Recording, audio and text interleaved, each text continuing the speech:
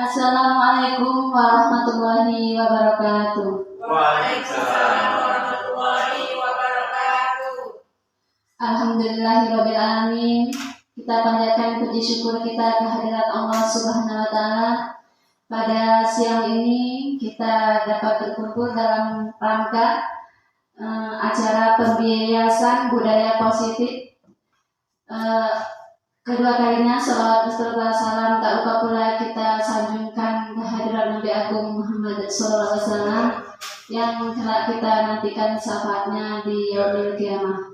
Amin amin ya rabbal alamin.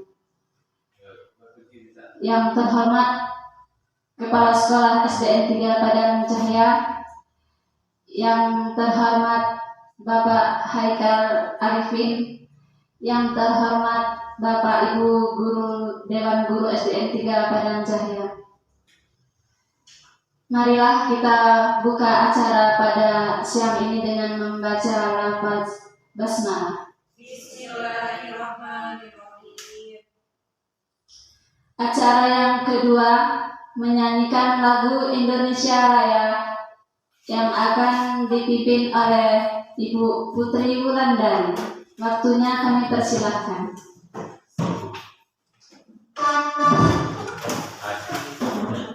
Hadirin dimohon berdiri.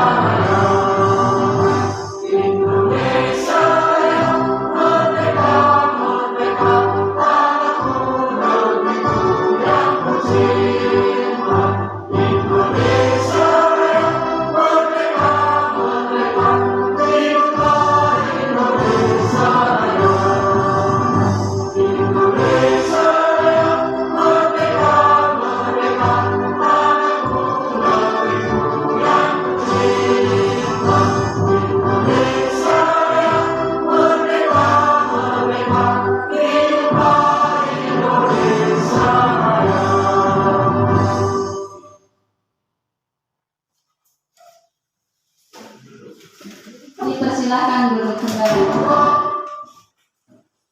Terima kasih kepada Ibu Putri Wulandari.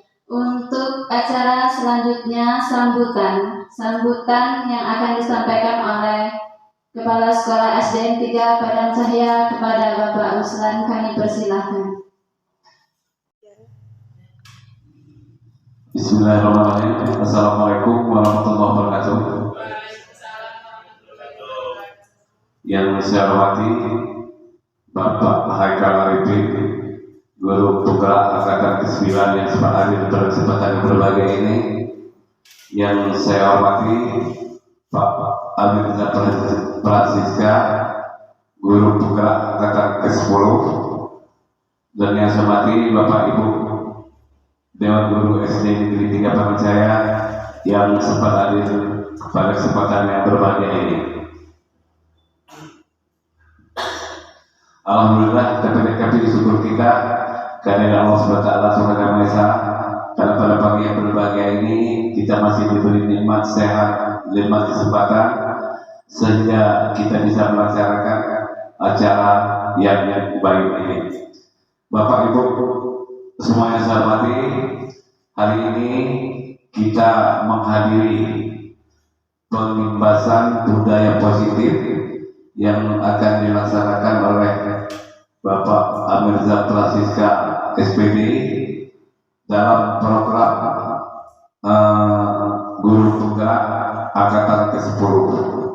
Dalam kesempatan yang baik ini, marilah kita sama-sama untuk mengikuti apa yang akan disampaikan oleh Bapak Mirza nanti sebagai wujud dukungan kita terhadap beliau, dan mudah-mudahan ini juga bisa menjadi aspirasi untuk ibu-ibu semua untuk ikut dalam program guru penggerak ini. Karena ini merupakan program pemerintah di tahun 2023-2024 ini sudah menginjak angkatan ke-10 yang akan menempuh pendidikan selama 6 bulan ke depan, dan mudah-mudahan ini bisa terlaksana dengan baik dan sukses. Kita doakan mudah-mudahan Bapak Mirza ini tidak mengalami kesulitan di dalam menjalani praktek dan pendidikan selama 6 bulan ini. Harapan saya sebagai kepala sekolah, mudah-mudahan guru yang lain juga bisa ikut, dan nanti Bapak Ibu yang lulus guru penggerak ini bisa diterapkan di sekolah ini untuk memotivasi kita melanjutkan budaya positif ini yang akan diterapkan pada hari ini. Mudah-mudahan kita bisa mengikuti ini dengan baik dan sempurna. Itu saja sambutan dari saya. Kalau ada hal-hal yang kurang berkenan, saya mohon maaf. Bila taufiq wal hidayah, wassalamualaikum warahmatullahi wabarakatuh.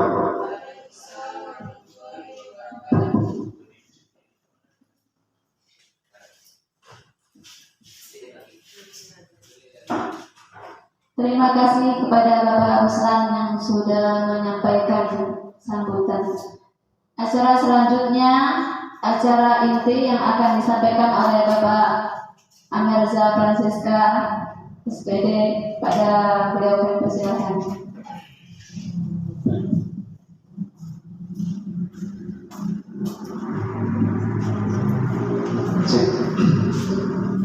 Assalamualaikum warahmatullahi wabarakatuh.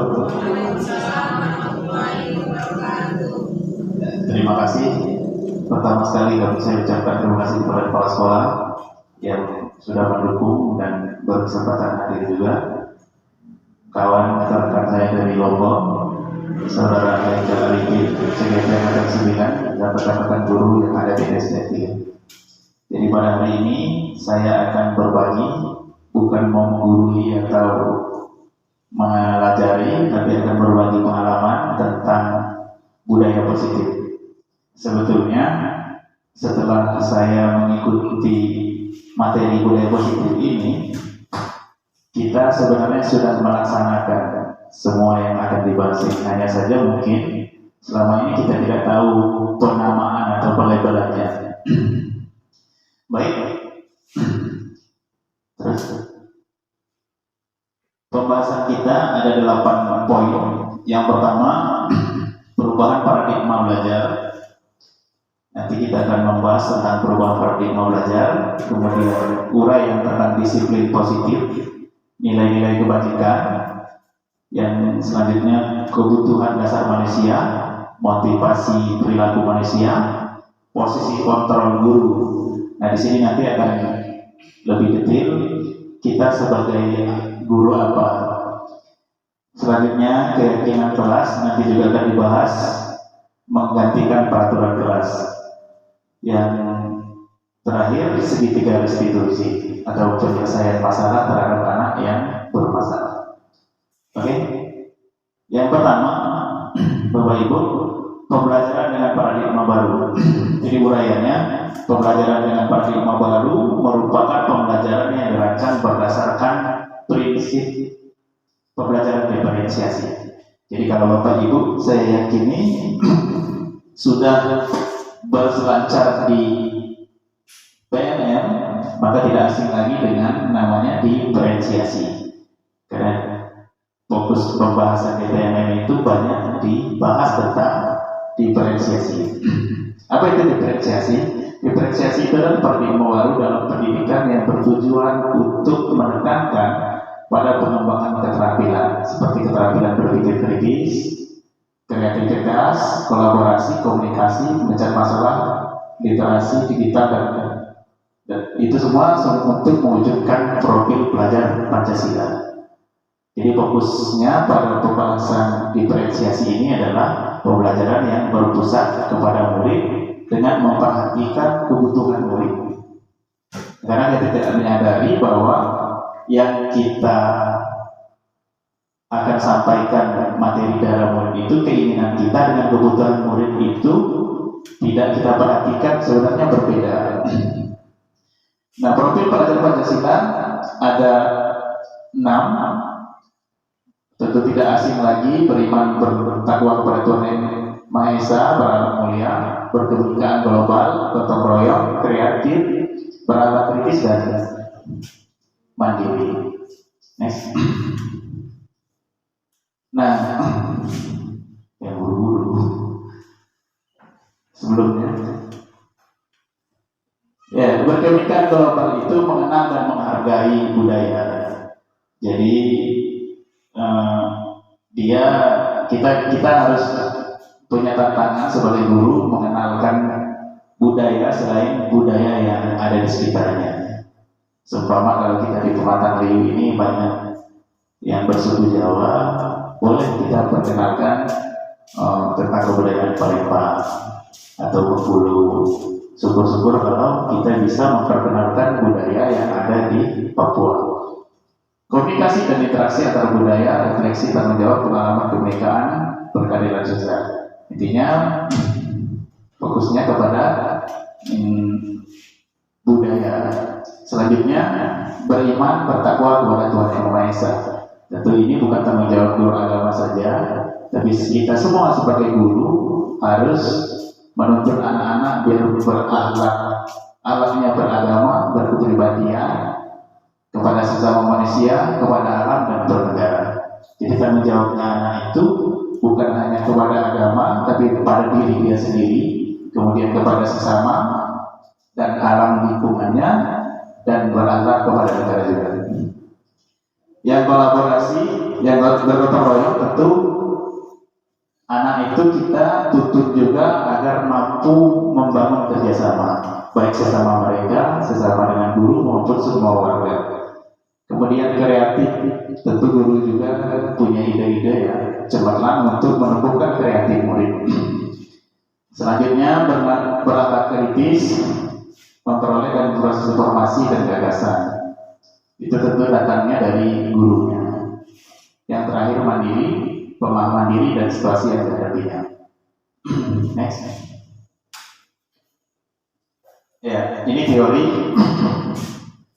dari William Glasser melalui first teori meluruskan beberapa miskonsepsi tentang makna kontrol, yaitu diluruskannya adalah guru mengontrol murid. Selama ini secara tidak kita sadari bahwa kita ada dorongan untuk mengontrol murid, dengan sebetulnya kita tidak bisa mengontrol murid jika ia tidak mau. Harusnya ada dorongan dari diri dia sendiri. Intinya kita tidak bisa memaksakan murid.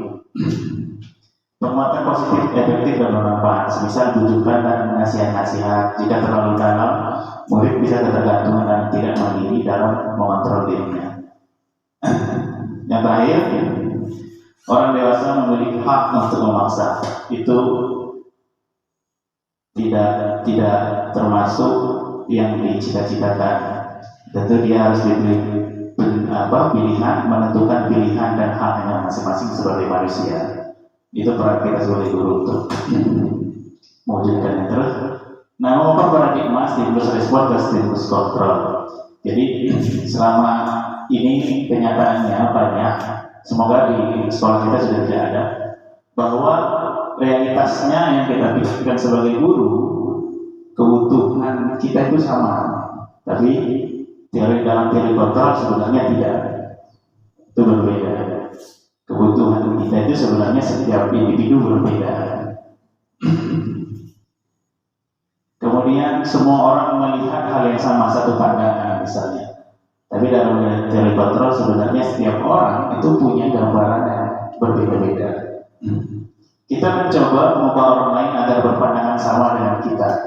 Nah, ini sering terjadi.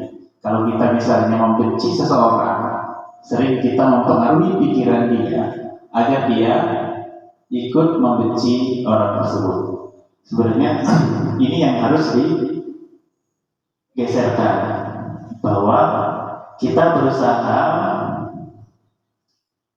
memahami pandangan orang lain tentang suatu hal itu berbeda. Jangan paksakan pandangan kita kepada pandangan orang lain. Itu teori yang dimaksud dengan teori kontrol. Selanjutnya sama, masih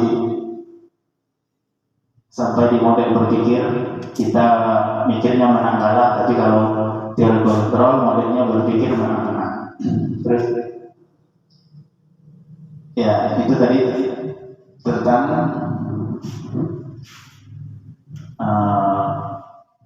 paradigma berpikir. Sekarang di poin kedua, yaitu disiplin positif. Di sini kita mau briefing dulu apa mau lanjut? Lanjut dulu.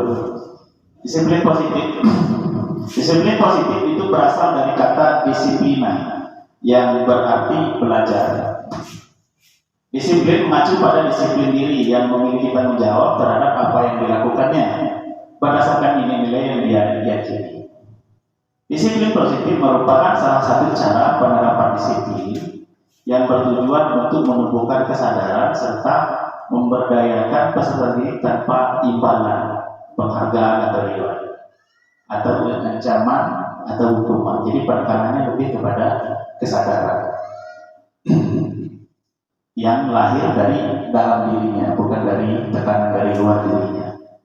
Nah, sebagai pendidik, tujuan kita adalah menciptakan peserta didik yang memiliki disiplin diri sehingga mereka berperilaku mengacu kepada nilai-nilai kebajikan universal dan memiliki motivasi intrinsik dalam perubahan perilaku karena yang lebih baik. Jadi penekanannya memang bahwa motivasinya memang datang dari dalam dirinya untuk melakukan perubahan yang lebih baik. Terus ya, sekarang masuk ke nilai-nilai kebajikan universal. Diana Gosen tahun 98 pernah menulis, nilai-nilai kebajikan adalah sifat-sifat positif manusia yang merupakan tujuan mulia yang ingin dicapai setiap individu. Nilai-nilai tersebut bersifat universal atau umum dan lintas bahasa, suku, bangsa, agama maupun latar belakang. Setiap perilaku perbuatan memiliki satu tujuan. Dengan mengaitkan nilai-nilai kebajikan yang diyakini seseorang, maka motivasi intrinsiknya akan terbangun, sehingga menggerakkan motivasi dari dalam untuk mencapai tujuan yang mulia. Sama masih dengan disiplin positif tadi, bahwa penekanan untuk melahirkan nilai-nilai kebajikan itu harus datangnya dari dalam dirinya. Jangan dipaksa dari luar atau tekanan dari luar. Terus, ya, nilai-nilai kebajikan dalam profil Pancasila ada 6: beriman, seterusnya, Bhinneka Tunggal Ika, gotong royong, mandiri, kreatif, dan sebagainya. Nah, yang kedua, singkatan dari PYP itu toleransi, rasa hormat, integrasi, mandiri, menghargai, seterusnya sampai percaya diri. Kemudian keterampilan hidup atau life skill, dapat dipercaya, lurus hatinya, pendengar yang aktif, tidak merendahkan orang lain, dan memberikan yang terbaik dari dirinya, bukan meminta yang banyak dari luar dirinya. Nah, sama nilai-nilai kebajikan ini memang sudah jadi disepakati bersama baik dalam suku, agama, bahasa maupun latar belakangnya. Terus, ya, sama ini banyak contohnya nilai-nilai kebajikan. Semoga kita sudah pernah mempraktekkan atau itu sudah melekat dalam diri kita. Toleransi, menghargai yang berbeda agama, punya rasa hormat kepada sesama manusia, punya integritas dalam bekerja, mandiri, tidak bergantung pada orang lain, kemudian menghargai, ada sifat antusias, berempati ketika ada saudara-saudara kita yang kurang beruntung, punya keingintahuan yang tinggi, seterusnya sampai komitmen. Jadi kalau sekarang kita masih megang komitmen, berarti kita sudah menjalankan nilai-nilai kebajikan. Terus, ya, sekarang masuk ke poin selanjutnya, yaitu kebutuhan dasar manusia. Kebutuhan dasar manusia adalah segala sesuatu yang kita lakukan untuk mendapatkan apa yang kita inginkan. Seluruh tindakan yang akan kita lakukan memiliki tujuan tertentu, dan semua usaha terbaik yang kita lakukan adalah dalam rangka agar kebutuhan dasar kita terpenuhi dengan baik. Ya, dalam bahasan ini ada 5 kebutuhan dasar manusia. Kalau saya ingat dulu masih sekolah kayaknya 3 ya, sekarang udah 5. Sanang, pangan, papan. 5, bertahan hidup. Bertahan hidup itu berdiri. Masuk di sini berarti sanang, pangan, papan. Makanan, pakaian, tempat tinggal, keamanan, kesehatan. Kemudian kasih sayang dan rasa diterima. Tentu selagi dia punya perasaan, tentu dia ingin disayang, baik dari tempatnya bekerja maupun dari keluarganya di rumah. Kemudian rasa diterima, makanya perlu kita sebagai manusia menghargai sesama saudara kita, karena secara tidak sadar kita sudah membangun kepercayaan dirinya karena dia merasa diterima di lingkungan itu. Nah, rasa diterima, dipedulikan artinya ada yang merhatiin, berbagi, kerjasama, menjadi bagian dalam kelompok. Kemudian penguasaan ini harga diri, keinginan untuk dianggap memimpin, berprestasi, diakui dan didengar. Nah, saya kira itu naluri bagi semua yang punya perasaan pasti ingin menguasai. Tapi ada yang mampu kontrolnya, ada yang kontrolnya. Selanjutnya kebebasan. Jadi setiap manusia itu menjadi kebutuhan dasarnya ingin bebas, mandiri, memiliki pilihan, mencoba hal baru, mampu mengalihkan arah dirinya. Yang terakhir, tentu kita semua yang inginkan kesenangan, bermain, humor, antusias, tertawa. Itu bagian dari kebutuhan kita agar timbul rasa senang. Ya, menurut Kehadirat Dewa Karang, mereka itu artinya tidak hanya terlepas dari berita, tetapi juga cakap berbuat, cakap buat memerintah diri sendiri. Ya, yang selama ini barangkali kalau kita tidak sadar, saya terutama cakap dalam memerintah orang lain. Tapi kalau memerintah diri sendiri itu masih lama. Oke, terus ya ada 3 hukuman, konsekuensi, restitusi. Hukuman itu dia tidak terencana, tiba-tiba murid tidak tahu apa yang terjadi, tidak dilibatkan, bersifat satu arah, berupa hukuman fisik. Itu hukuman. Ini mirip-mirip ya. Konsekuensi itu ya, kalau hukuman ini dia mengikat, memaksa, dan ada hukumannya nyata. Kalau konsekuensi itu biasanya seperti kalau di kelas kita sudah buat peraturan nih. Kata kita sama anak-anak, kalau hari Senin pakai putih merah. Tapi kalau tidak pakai putih merah, konsekuensinya apa? Konsekuensinya bersihin WC misalnya.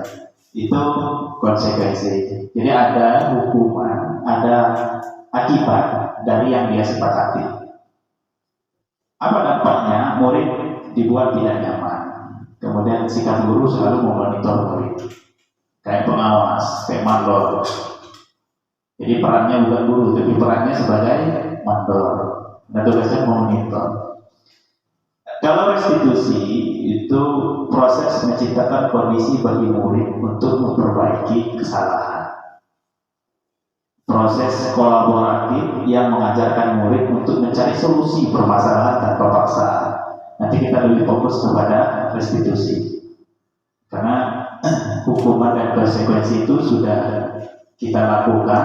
Mudah-mudahan kita sudah tidak melakukannya, tidak ada lagi, dan sekarang kita akan belajar mempraktekkan restitusi. Terus, nah ini contoh, ini pemantiknya ya, antara hukuman atau konsekuensi. Mencatat 100, ini tindakan kita sebagai guru. Minta pendapatnya dari Bapak Ibu nanti. Mencatat 100 kali di dalam buku kalimat, saya tidak akan terlambat lagi. Misalnya anak ini terlambat kasusnya, saya tidak akan terlambat lagi. Menurut Bapak Ibu itu masuk di hukuman atau konsekuensi? Konsekuensi. Nanti kita cek lagi. Lari kelilingi lapangan basket 2 kali karena terlambat hadir di sekolah. Itu masuk hukuman atau konsekuensi? Karena bersifat fisik. Murid diminta untuk push up 15 kali karena tidak menggunakan masker. Hukuman. Mengganti kertas tugas teman yang telah dicoret-coret. Mengganti. Hukuman apa konsekuensi? Konsekuensi atas perbuatannya.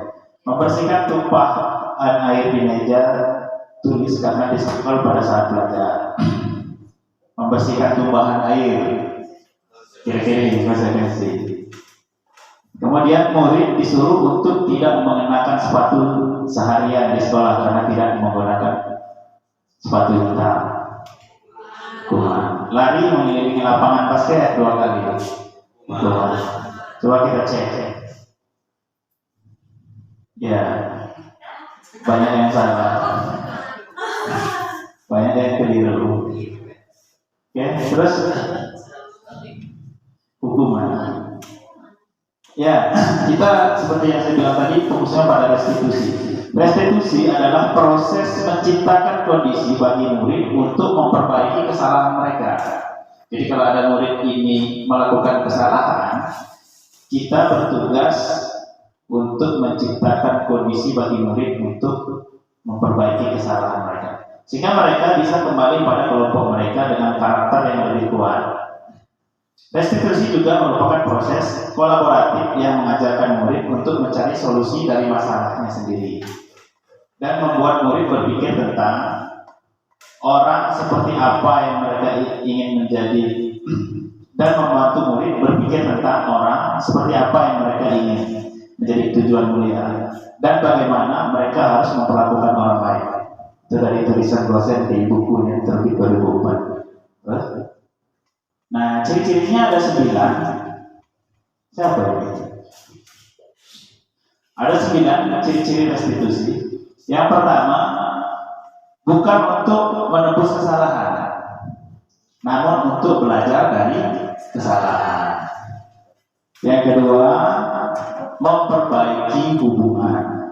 Yang ketiga, tawaran bukan paksaan. Jadi kita memberi penawaran kepada murid, bukan memaksa. Yang keempat, restitusi menuntun untuk melihat ke dalam diri, merefleksi. Restitusi mencari kebutuhan dasar manusia yang mendasari tindakan. Restitusi diri adalah cara yang paling baik. Restitusi fokus pada karakter bukan tindakan. Restitusi fokus pada solusi.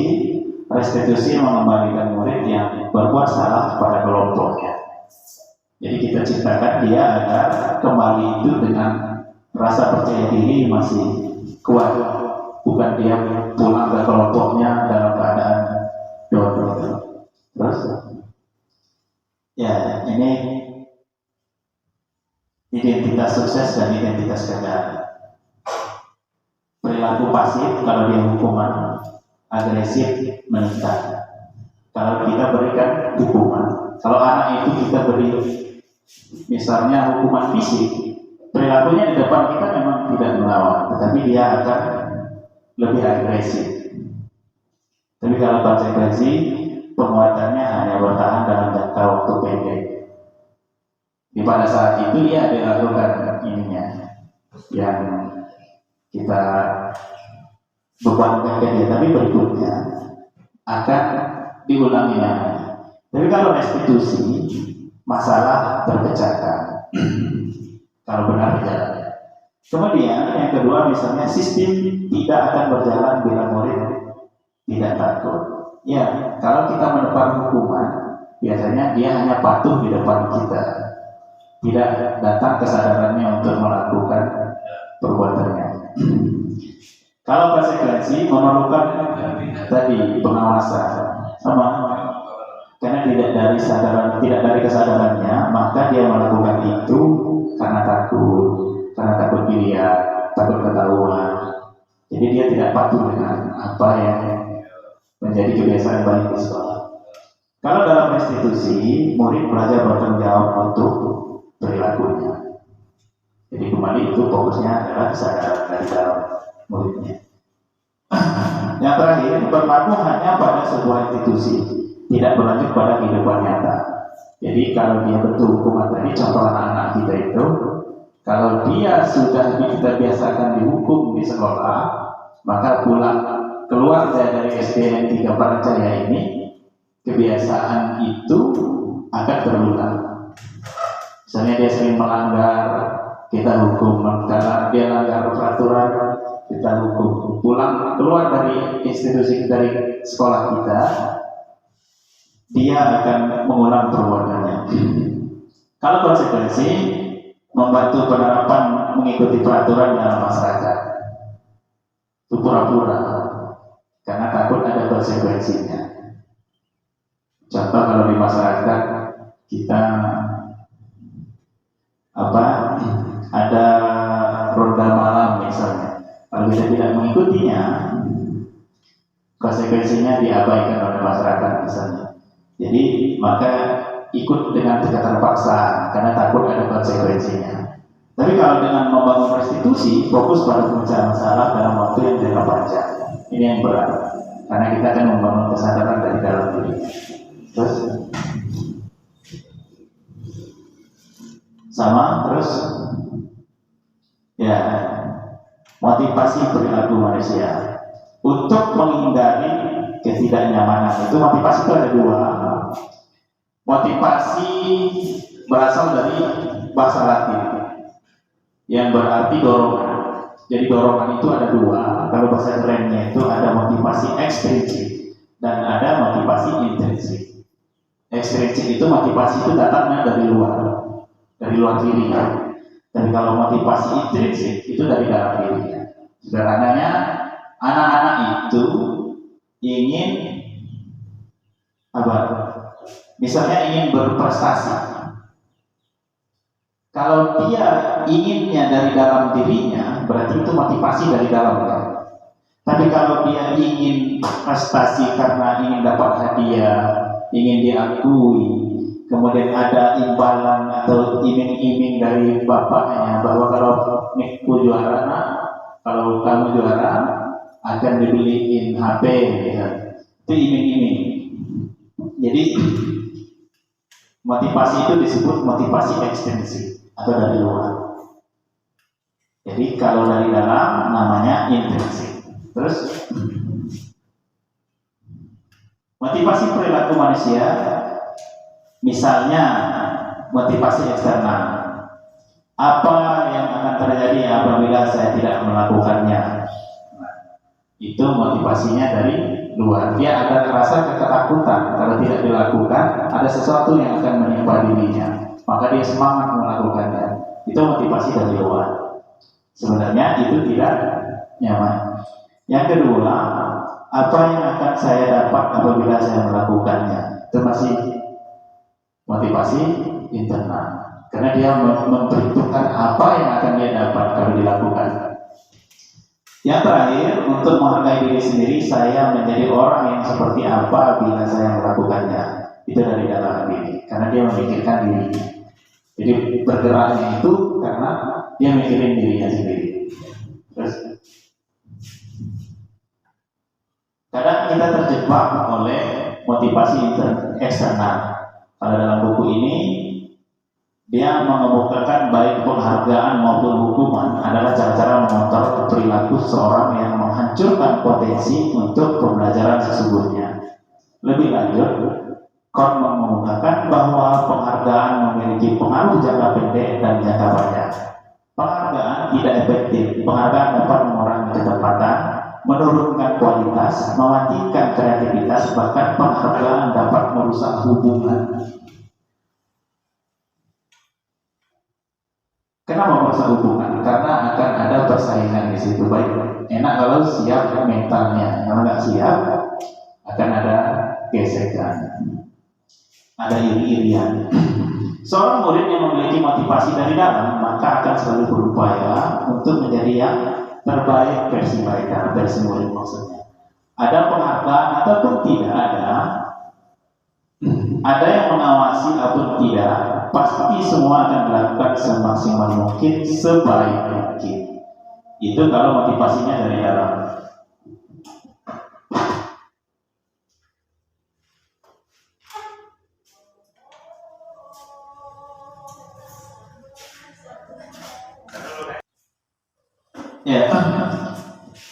Ya, itu tadi. Sekarang polisi kontrol. Game dulu aja udah ngantuk. Kita bantu dia bukunya.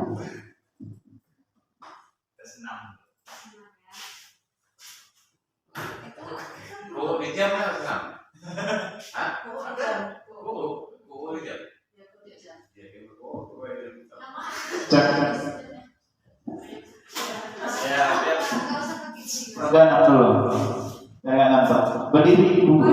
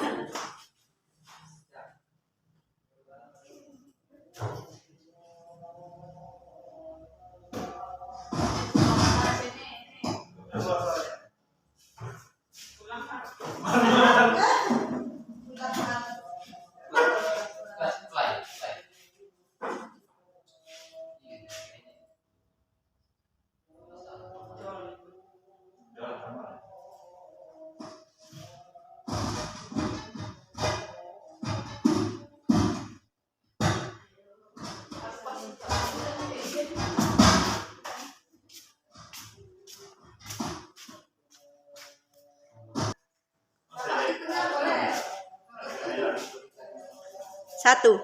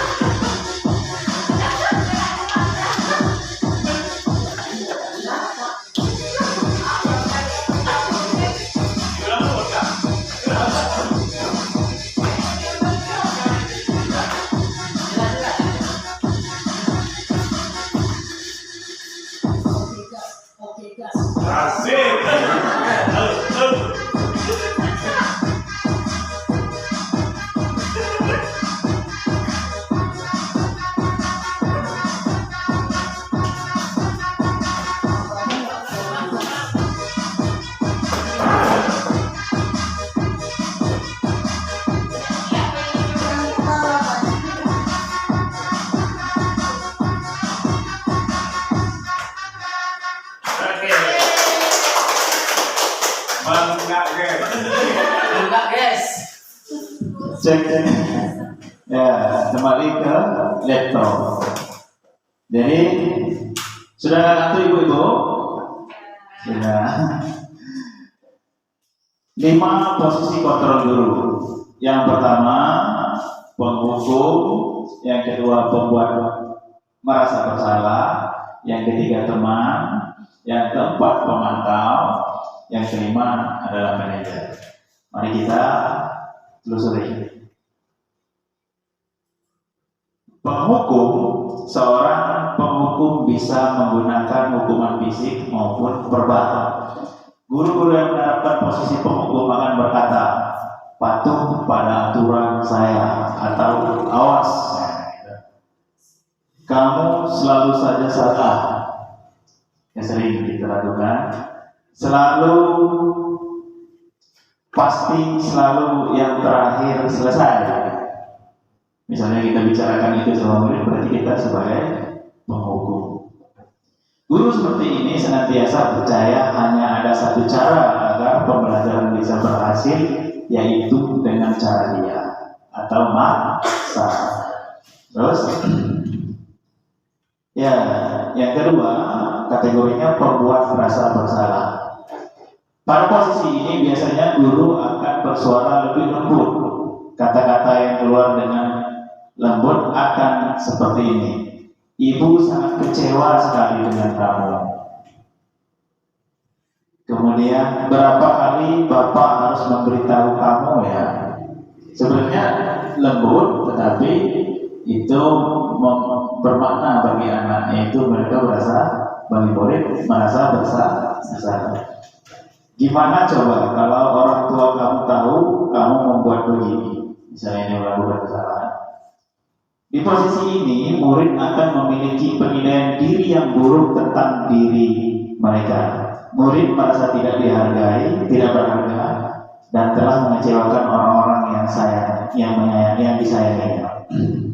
Jadi bahayanya kalau kita membuat mereka bersalah akan terkena di mentalnya.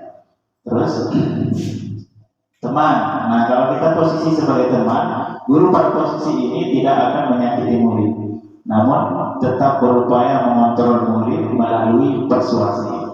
Mereka akan berkata, ayo bantulah demi Bapak ya, misalnya kalau mau bakar sampah, ayo kan? Ayo ingat tidak bantuan Bapak selama ini. Nah, ya sudah, kali ini tidak Bapak, nanti Ibu bantu bereskan, misalnya.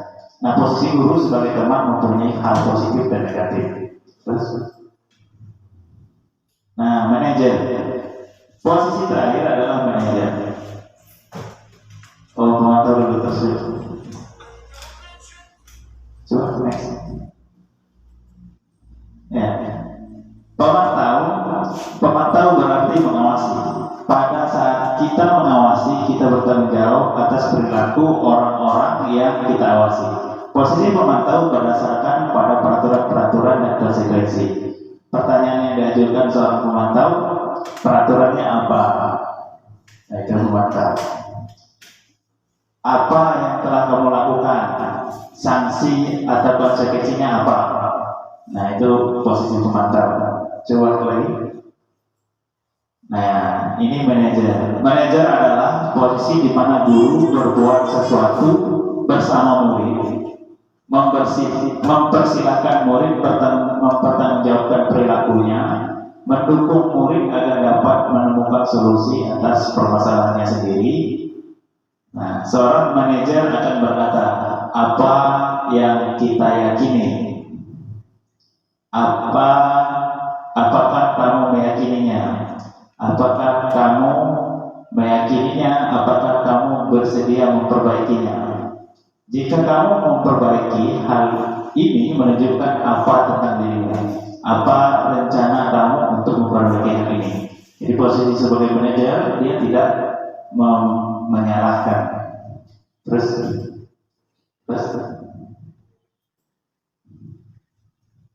ya, contoh penerapan 5 posisi kontrol dulu. Hormat pada bendera selama 1 jam, itu berarti penghukum. Berapa kali ibu bapak harus beritahu kamu selalu mengecewakan bapak ibu. Nah, itu contohnya. Itu membuat rasa bersalah. Terus, nah kalau teman, ayo dong ikut aturan sekolah, tolong bantu bapak ya. Sekali ya sudah, tidak apa-apa, lain kali jangan sampai berbuat seperti ini lagi ya. Kurang lebih gitu kalau sebagai teman. Kalau sebagai pemantau, kamu sudah melanggar peraturan sekolah, kamu tahu konsekuensinya. Terus, apakah kamu tahu kesalahanmu? Kira-kira bagaimana kamu memperbaiki kesalahanmu? Itu sebagai manajer. Jadi kita tanyakan kepada muridnya apa kesalahan dia dan meminta solusi dari dirinya sendiri, bukan datang dari kita. Terus, nah ini pertanyaan lagi. Kira-kira ini masuk di mana, ibu-ibu? Saya kecewa sekali dengan kamu. Merasa bersalah, coba tes ya. Oh betul. Coba lagi. Kamu tidak pernah melakukannya. Merasa kecewa juga.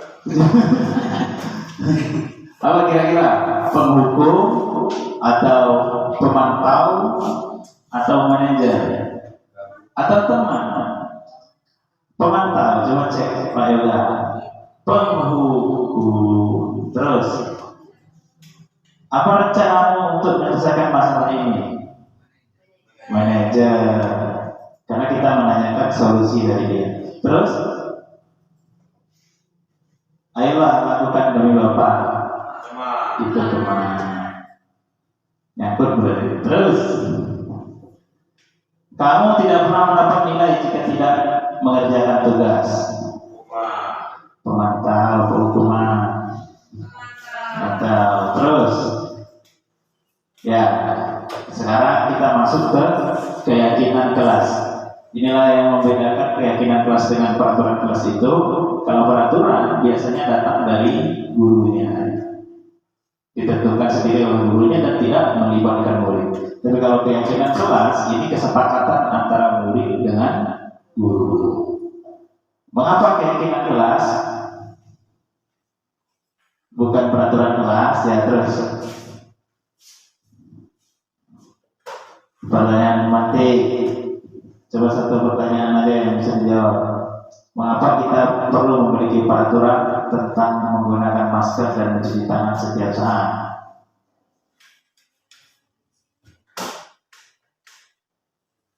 Coba terus ya. Nah, kita harus ke fokus penjelasannya aja. Keyakinan kelas bersifat lebih umum atau abstrak daripada peraturan yang lebih rinci dan konkret. Kalau peraturan kan dia jelas gitu, tapi kalau keyakinan kelas dia lebih umum. Keyakinan kelas berupa pernyataan-pernyataan yang bersifat universal. Pernyataan keyakinan kelas senantiasa dibuat dalam bentuk positif. Keyakinan kelas hendaknya tidak terlalu banyak, sehingga mudah diingat dan dipahami oleh semua warga kelas. Keyakinan kelas sebaiknya sesuatu yang dapat diterapkan di lingkungan tersebut. Semua warga kelas hendaknya ikut berkontribusi dalam penguatan keyakinan kelas lewat kegiatan curah pendapat, atau kita beri ruang, kita suruh minta anak-anak untuk mengusulkan apa yang akan kita catat sebagai keyakinan kelas. Bersedia meninjau kembali keyakinan kelas dari waktu ke waktu, berarti tidak baku, jadi dia bisa dirubah sewaktu-waktu. Terus prosedur pembentukan mempersilakan warga sekolah atau murid di kelas untuk bercurah atau memberikan pendapat, mencatat semua masukan, menyusun keyakinan sesuai prosedur. Nah, kalau contoh misalnya gantilah kalimat-kalimat dalam bentuk negatif menjadi positif. Contohnya kalimat negatif, jangan berlari di kelas atau koridor. Kalimat positifnya, berjalanlah di kelas atau koridor. Jadi dalam peraturan itu biasanya menggunakan jangan, tidak boleh, kemudian apa gitu, yang sifatnya memaksa. Tapi kalau dia diarahkan ke keyakinan, kalimat positifnya jangan diganti, jadi anjurkan pandangan berjalanlah di kelas sesuai atau di koridornya. Terus namanya ini. Terus ya, ini contoh kalimat untuk keyakinan kelas yang diharapkan datangnya dari murid, kesepakatan antara murid dengan murid dan guru bertanggung jawab. Jadi kita minta mereka yang mengeluarkan kalimat tanggung jawab agar mereka bisa menjalankannya, bukan datang dari kita. Bersikap jujur, bersikap tenang, sopan santun, saling menghormati, saling menghargai, dan saling tolong menolong. Atau ada kalimat-kalimat lain yang sifatnya positif dan bisa dijalankan di kelas itu. Terus ini yang terakhir, segitiga restitusi. Nah, segitiga restitusi ini suatu proses dialog yang dijalankan oleh guru agar dapat menghasilkan murid yang mandiri dan bertanggung jawab. Ada langkahnya, yaitu ada 3 tahapannya. Tahapan pertama adalah menstabilkan identitas, yang kedua validasi tindakan yang salah, yang ketiga menanyakan keyakinan. Jadi tahapannya itu tidak mesti berurutan. Kalau misalnya kita melaksanakannya nanti, tidak harus pertama menstabilkan identitas atau validasi tindakan yang salah. Terus ya, berdasarkan prinsip membuat kesalahan adalah bagian dari proses pembelajaran. Ini langkah saat menstabilkan identitas. Misalnya pada prakteknya ada satu anak melakukan kesalahan di sekolah. Jadi kita panggil, kita stabilkan dulu identitasnya dengan bahasa yang tidak menyalahkan, tapi kita seperti menyupport gitu. Dengan bahasa misalnya, berbuat salah itu wajar, jadi tidak membuat dia down, tidak membuat dia bersalah. Tidak ada manusia yang sempurna, agar dia berpikir bahwa ya memang wajar gitu bersalah. Kemudian bapak juga pernah melakukan itu, atau misalnya bapak tidak mau mencari siapa yang salah, tapi bapak ingin mencari solusi dari permasalahan ini, agar dia pada saat berhadapan dengan kita itu stabil gitu loh, dia tidak dihantui oleh kesalahan. Kamu berhak merasa begitu. Terus yang kedua, validasi tindakan yang salah. Berdasarkan prinsip, setiap pelaku berupaya memenuhi suatu kebutuhan tertentu. Misal kita memvalidasi kesalahannya, kamu pasti punya alasan mengapa melakukan itu, pertanyaannya. Kemudian padahal kamu bisa melakukan yang lebih buruk dari ini. Kamu patut bangga karena telah melindungi sesuatu yang penting buatmu. Atau dia misalnya mempertahankan hak dari ejek dan kamu misalnya. Kamu melakukan karena mempertahankan sesuatu yang penting bagimu. Terus, nah yang terakhir menanyakan keyakinan. Nah keyakinan tadi kalau dia melakukan kesalahan di kelas, tentu kita tanyakan keyakinan kelas yang sudah dibuat bersama tadi.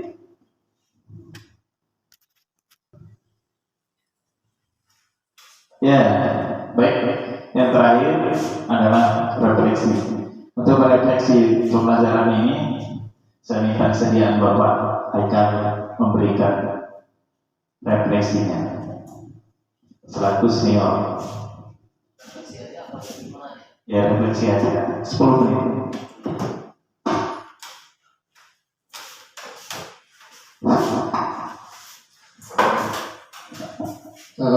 Terima kasih Pak Mirza, Pak Kepala Sekolah, mohon izin. Jadi ceritanya semalam Pak Mirza WA saya bahwa meminta kolaborasi untuk mendiseminasikan atau menyebarkan informasi tentang budaya positif ini di sekolah SD 3 Baranjaya. Jadi saya juga berpesan kepada Pak Mirza, di SD 3 Baranjaya ini ada CGT, guru penggerak, ya kan, yang sudah lulus bareng saya juga.